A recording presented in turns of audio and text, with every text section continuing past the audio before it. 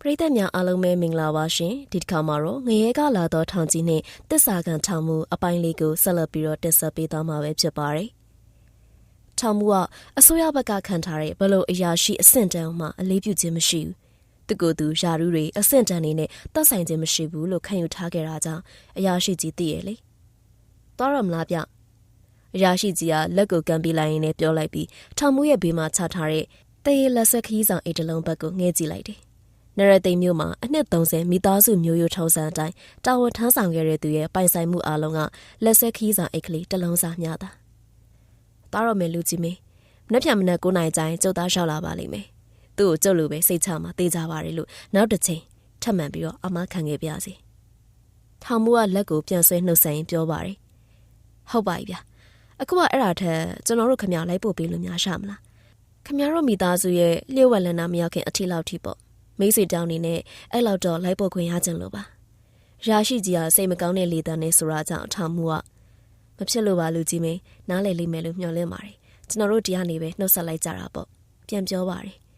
်လေတန်းကတော့အခြားချိန်တွေလိုမျိုးတင်းတင်းမာမာမရှိပါဘူး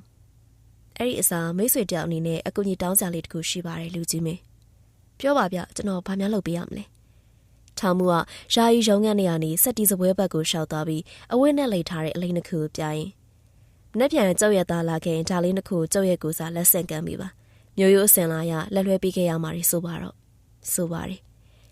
ဒါဖြင့်ခမားကိုယ်တိုင်ဆောင်ပြီးလက်လွဲသွားလိဗျာအရာရှိကြီးကအဲ့လိုမျိုးပြောဦးမယ်ပြူပေမဲ့ဘာမှထူးမဲ့သူမျိုးမဟုတ်တာပြန်တွေးမိပြီးစကားတို့မျိုးချပြီးရဲ့နောက်ထောင်မှုပြတဲ့အရာနှစ်ခုငုံကြည့်လိုက်တယ်အဝိလိတ်နှစ်ခုရဲ့အောက်ခြေမှာထိုးထွက်နေတဲ့ထင်းနှစ်ခုအရာလက်နက်တွေလို့နားလည်လိုက်တယ်။အညိုရောင်အဝိနဲ့ပတ်ထားတဲ့လက်နက်ရဲ့ထင်းကိုကြည့်လိုက်တာနဲ့အရာရှိကြီးကောင်းစွာရှင်းနေမှသိလိုက်တယ်။အပေါ်ဆုံးအကဲကြည့်မျောစင်မှာတွေ့နေကြထောင်မှုရဲ့လက်ဆွဲကြော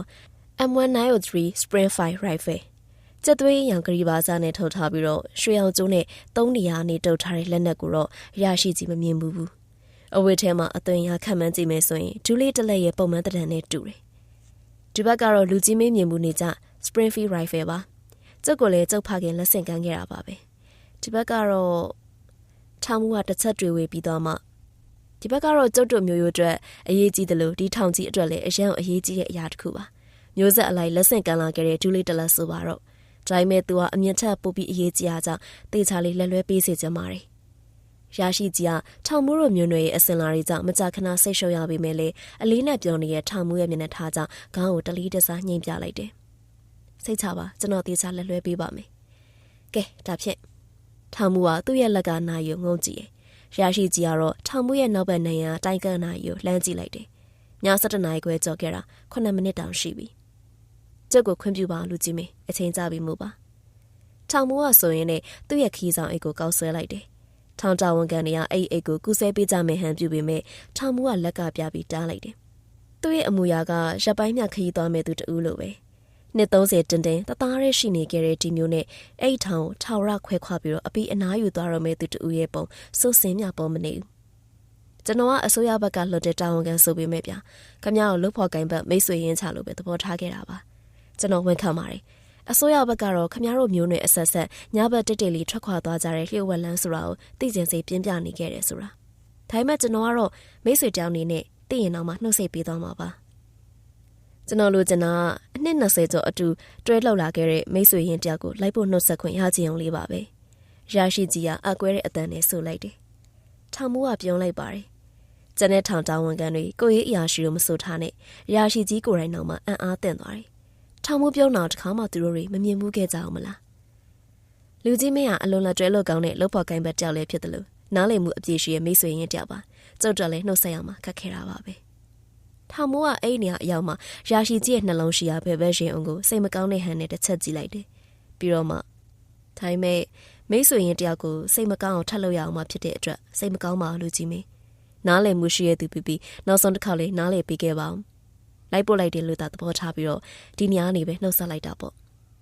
့အဲ့လိုပြောပြီးတော့လက်ဆွဲခီးဆောင်အိတ်ကိုဘယ်လက်နဲ့ပြောင်းဆွဲပြီးညာလက်ကိုကမ်းပေးလိုက်တယ်ရရှိကြီးကလည်းမျက်နှာမကောင်းစွာနဲ့ပဲခေါင်းတစ်ဆက်ဆက်ညှိပြလိုက်ရင်းနဲ့လက်ကိုပြန်ဆွဲနှုတ်ဆက်လိုက်တယ်ထောင်မှုကလက်တူဝစ်စုံဝစ်စင်ထားတဲ့အတွက်လက်ကဝတ်အထက်မှာကြီးမားလာတဲ့အမာရွတ်ဟောင်းတစ်ခုထင်ထင်ရှားရှားမြင်နေရတယ်ထောင်မှုကအရာရှိကြီးရဲ့လက်ကိုဆွဲထားရင်းနဲ့ရာရှိကြီးကိုခိတ္တမြငုံကြည့်လိုက်တယ် ခေါင်းတစ်ချက်ဆက်ပြပြီးတော့တက်တာကိုဆွဲယူပြီးယာယီရုံးကန်ကနေထွက်သွားတယ်။တာဝန်ခံနေနဲ့ဝန်ထမ်းတွေကလိုက်ပို့ဖို့ကြိုးစားကြသေးပေမဲ့တားမြစ်ပြီးတော့တဦးချင်းစီကိုလက်ဆွဲနှုတ်ဆက်ပြီးသူ့ရုံးကန်ရှိရာဘက်ကော်ရီတာကိုနောက်လည်းမကြည့်ပဲရှောက်လန်းဝင်ရောက်သွားခဲ့တယ်။ရာရှိကြီးကထောင်မှုရဲ့မြင်ကွင်းကနေပြောက်ကွယ်သွားတဲ့အခါတပ်ပြင်းတစ်ချက်ကိုချလိုက်ပြီးခစ်တငိုင်းပြီးရက်နေမိတယ်။အတန်ကြာမှသူ့ရဲ့ကိုယ်အရာရှိနဲ့ထောင်တာဝန်ခံတွေကိုသွားနာကြဖို့ပြောပြီးတော့သူကရုံးစဝဲရဲ့စုံတဲ့ကလထိုင်မှာဝင်ထိုင်လိုက်တယ်။အဲ့နောက်ထောင်မှုထားရတဲ့လက်နက်တီစီကိုအမှုမဲ့ငေးနေရနေတနက်ရဲ့ထဲမှာထွန်းထားတဲ့စာရန်တတိထားမိသွားတယ်။အကြိမ်ကြိမ်မြင်ခဲ့ဘူးလေဆိုပေမဲ့မဆက်စုတတ်တဲ့သူမို့တတိမထားမိခဲ့ဘူး။ထိုင်ရနေထိုင်အနောက်ကိုသွားပြီးငုံကြည့်လိုက်တယ်။ရွှေပန်းစလုံးနဲ့ထိုးထားတဲ့စလုံးရည်ရည်တွေကတော့တိမ်ကမင်းရှင်ဒီတော့မှဟုတ်ပေသားပဲလို့အရာရှိကြီးတတိရသွားတယ်။ထောင်မှုကိုထောင်မှုလို့နှုတ်ကြိုးပြီးတော့အလွဲခေါ်နေကြပေမဲ့သူ့ရဲ့နာမည်ရင်းကတော့တိမ်ကမင်းရှင်တိတိကျကျဆိုရရင်တော့17ဆက်မြောက်တိမ်ကမင်းရှင်ထောင်မှုတို့ကဂမ်မီရာပူရာမြို့တော်တရှိနေစေကာလာကလေးကရှေးဟောင်းမျိုးရိုးတစ်ခုကနေဆင်းသက်လာခဲ့ခြင်းဖြစ်ပြီးတော့မျိုးရိုးအဖြစ်မြင်ခဲ့တယ်လို့လည်းအနည်းငယ်သိထားတယ်။အတိအကျသိဖို့ကတော့မလွယ်လှဘူးပေါ့။လက်ရှိထောင်မှုရဲ့ဖခင်ကလည်းတိမ်ကမင်းရှင်သားဖြစ်ပြီးတော့ဆယ်ဆက်မြောက်တိမ်ကမင်းရှင်လို့အရာရှိကြီးရဲ့ဆရာဆိုခဲ့ဘူးကြောင်းလည်းတတိယသွားခဲ့တယ်။သူတို့မျိုးရိုးကအဲ့နာမည်ပဲယူကြတာကွ။ငါတို့စီမှာဘရင်စနစ်ကလွန်ခဲ့တဲ့နှစ်130ပြည်ရင်းစစ်တွေဖြစ်ပြီးမှပြီးတာဆိုတော့သူတို့ကြည့်ရတာတော့မင်းဆွေမင်းမျိုးတစ်ခုခုတွေကဖြစ်မယ်ထင်တယ်။ဘာမှလည်းပုဂ္ဂလိကအကြောင်းတွေမပြောတတ်တော့တေချာတော့ငါလည်းမသိပါဘူးကွာ။သူ့ဆရာအဲ့လိုဆိုခဲ့ဘူးပါတယ်။မျိုးတစ်ခုလုံးထောင်နေဖြစ်နေတတ်မှတ်ထူထောင်ပြီးတော့ဒီလောက်ပမာဏရှိတဲ့ထောင်ကြီးကိုပိုင်ဆောက်လို့လဲပတ်နိုင်ခဲ့တဲ့တနအင်အားကြောင့်သူ့ဆရာအထင်ကမှန်နိုင်တယ်လို့အရာရှိကြီးလည်းတွေးလိုက်ပါတယ်။အဲ့နောက်ဒူလေးတင်ကိုတလှည့်ကြည့်လိုက်တဲ့အခါမှာပျောက်ကွယ်လူပင်ဖြစ်နေတဲ့စလုံးရည်ရည်တွေကိုမနှဲကြည့်ယူရတယ်။မျက်မှန်နေတော့မှမနှဲကြည့်နေရပြီးတော့တမင်ဖြတ်ထားသလိုပုံပဲ့နေရတဲ့ကြောင့်လည်းဖက်ရခတ်လာတယ်။အတန်ကြာကြိုးပမ်းပြီးဖတ်တော့မှရလိုက်တာတော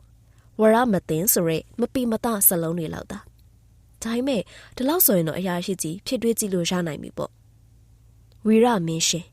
်အရာရှိကြီးကရေရွတ်လိုက်တယ်။ထောင်မိုးတို့မျိုးဆက်17ဆက်ကတိမ်ကမင်းရှင်ဆိုရဲနာမည်ကိုသာလက်ဆင့်ကမ်းယူခဲ့ကြပြီ။ဘာကြောင့်ဒီဒူးလေးကြမှာဝီရမင်းရှင်လို့ထွန်းထားတာလဲ။ရာရှိကြီးကခဏလောက်တော့အတွေးရရင်ကြောရဲမှာမျောပါသွားပြီမဲ့ဆက်ပြီးတွေ့နေလို့လဲဘာမှအကျိုးမထူသဘောပေါက်တဲ့အတွက်ထားရက်လိုက်ရင်လည်းနာရီကိုမောကြည့်လိုက်တယ်။12နာရီထို့ဖို့3မိနစ်လောက်ပဲလူတော့တယ်။လက်ပတ်စစ်စေးအောင်မလို့သဘောပေါက်ပြီးတောင်ဝကျထောင်အရာရှိတွေရဲ့ရုံးငတ်ဘက်ကိုဦးတီပြီးထွက်သွားပါတယ်။ထောင်မှုကသူ့ရဲ့ရုံးငတ်အတွင်ဟာလျှို့ဝှက်ခန်းထဲမှာရှိရဲ့လျှို့ဝှက်ဘီရိုကြီးရဲ့ရှေ့မှာရက်လက်ရှိနေ။လက်ကနာယူတစ်ချက်ငုံကြည့်ပြီးရဲ့နောက်အထက်ထပ်ပတ်ထားတဲ့တန်ကြွားတော်ရီကိုတစ်ခုချင်းဖြုတ်ယူလိုက်တယ်။အထွေထူးဖြုတ်ယူဖို့တော့မလိုအပ်ပါဘူး။သူ့ရဲ့လက်နဲ့တော့ကန်လိုက်ရုံနဲ့တော်ရီကအလိုလျောက်ပွင့်သွားကြပြီသား။တော်ရီကိုဖြုတ်ယူလိုက်ပြီးရဲ့နောက်ငွေရောင်တန်ကြိုးကိုဖြီးပြီးဘီရိုရဲ့တကားကိုဖွင့်လိုက်တယ်။ဘီရိုကတာမန်လူကြောက်ကြမပြောနဲ့ထောင်မှုအရက်ထက်တောင်မှမြင့်တယ်။ဘီရိုတကားကိုဖွင့်လိုက်ပြီးတဲ့နောက်ထောင်မှုကလက်ပတ်နာရီကိုနောက်တစ်ချိန်ထပ်မှန်ပြီးတော့ငုံကြည့်ပြန်တယ်။12နာရီထို့ဖို့စက္ကန့်လက်တန်တဖြည်းဖြည်းနဲ့လက်ပတ်လာနေပြီဖြစ်ပါတယ်။55 56 59 58 59 12နာရီတင်တင်ပြည့်ပါပြီ။အဲ့ဒီအချိန်မှာအော်မောင်ရင်ရောက်ပြီ哦အချိန်အတိကျပါပဲ။ကောင်းပြီ။ထောင်မှုကအတန်လာရပြီးတော့အတွင်းမိုင်းကိုကြည့်လိုက်တယ်။ဘီရိုရဲ့အတွင်းဘက်နောက်ကျောနိုင်ရမှာတော့ရွှေရောင်ဖောင်းကြရီနဲ့ထွင်ထားတဲ့ငရဲခွေရုပ်ကြီးကစကားပြောနေကြမှာဖောင်းကြရုပ်ကတက်ရှိတကောင်လားထောင်မှုကိုစစ်စစ်ဆက်ဆက်ကြည့်နေလိုက်ပြီးမှကောင်းပြီအချိန်လဲကြပြီဆိုတော့ဝင်သွားလိုက်ပါ12ကြိမ်မြောက်ပေါ့လေဖြစ်စဉ်မောင်ရင်လည်းအလို့ရပြီဖြစ်မှာပါထိုင်မဲ့တစ်ခုပဲမောင်ရင်အတွင်ရောက်လာမဲ့သူကတစ်ခါတိုင်းမှာတူနေမှာမဟုတ်ဘူးဆိုတာတော့တတိယနော်အကောင်းဆုံးသူလေရောက်လာချင်မှရောက်လာမှာထောင်မှုကကျုပ်သဘောပေါက်ပါတယ်ကိစ္စမရှိပါဘူးလေတံပြက်ပြက်နဲ့ပြောလိုက်ပါတယ်ကဲဒါပြက်လဲဝင်သွားပြီရောဘသူပဲဒီတစ်ခါရောက်လာကိုလာရင်နဲ့ယူရဲရင်းကိုတော့မမေ့အရင်လိုပဲအေးအေးဆေးဆေးနဲ့ပြီးစီးသွားပါလိမ့်မယ်ကဲသွားပြီရောငရဲခွေရုပ်စကားဆုံးတာနဲ့ဘီရိုအတွင်းရဲ့နောက်ဘက်နေရကဘေးဆွဲနှစ်ချက်လိုမျိုးငရဲခွေရုပ်ရဲ့အလေးတတရာနေကွဲထွက်သွားတယ်အတွင်းမှာတော့အတံမှောင်မိမဲ့လေအခန်းငယ်တစ်ခုထောင်မူကသူ့ရဲ့ခီးဆောင်နဲ့ဆွဲတတာကိုကောက်ယူလိုက်ပြီးအထဲကိုဝင်သွားလိုက်တယ်ထောင်မှုထဲကိုဝင်သွားလိုက်တာနဲ့လျှို့ဝှက်ခန်းတကားရီယာအစဘီရိုအစုံအကုန်လုံးပြန်လဲပြီးပိတ်သွားတယ်။ဘာမှမဖြစ်ခဲ့တဲ့အလား။ထောင်မှုကအတွင်အခန်းငယ်ဝင်ပြီးတဲ့နောက်အလွတ်ရနေတဲ့အတိုင်းဘယ်ဘက်ကိုလှည့်လိုက်ပြီးတဆစ်ချိုးဆင်းသွားမယ်လေကားအတိုင်းဆင်းလာခဲ့လိုက်တယ်။လေကားရဲ့အစုံမှာတော့နောက်ထပ်လေကားတစ်ခုကစောင့်ကြိုနေတယ်။ဒီလေကားကပို့ပြီးတော့မဆောက်တယ်လို့ပို့ပြီးလဲမှောင်မဲတယ်။တိုင်မဲ့ထောင်မှုကခီးဆောင်အိတ်ကိုဆွဲလျက်ပဲလေကားတိုက်တစ်ထစ်ချင်းဆင်းလာခဲ့တယ်။222ထစ်